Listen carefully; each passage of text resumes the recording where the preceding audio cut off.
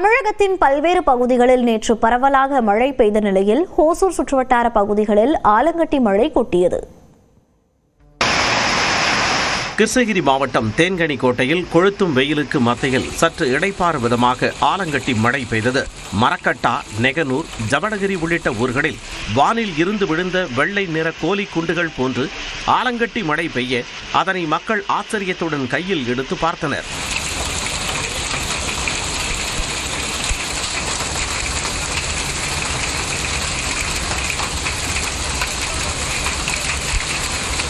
ராயக்கோட்டை, சூளகிரி, வேப்பனப்பள்ளி உள்ளிட்ட இடங்களிலும் சூறை காற்றுடன் மழை கொட்டியது.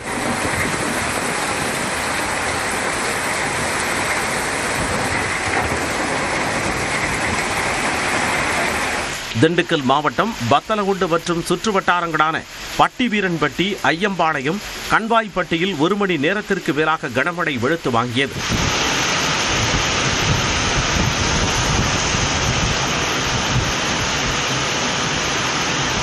தென்காசி மாவட்டம் சங்கரன் கோவிலில் சுமார் 1 மணி நேரம் கனமழை கொட்டி தீர்த்தது.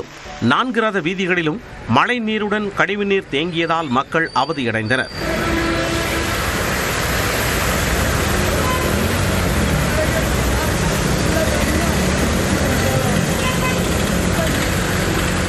நாகர்கோவில், வடசேரி, பார்வதிபுரம், ராஜாக்கமங்கலத்தில் திடீரென பெய்த மழையால் வாகன ஓட்டிகள் நனைந்தபடி சென்றனர்.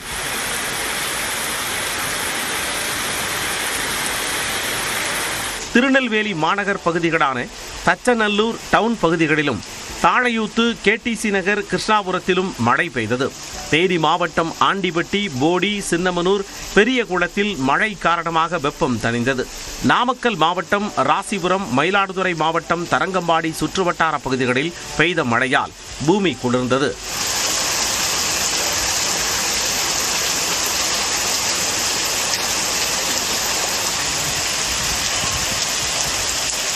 தர்மபுரி நகர்பகுதி மற்றும் பாலக்கோடு, அரூர், பாப்பிரெட்டிப்பட்டியில் இடி மின்னலுடன் மழை பெய்ததால் குளிர்ச்சி நிலவியது.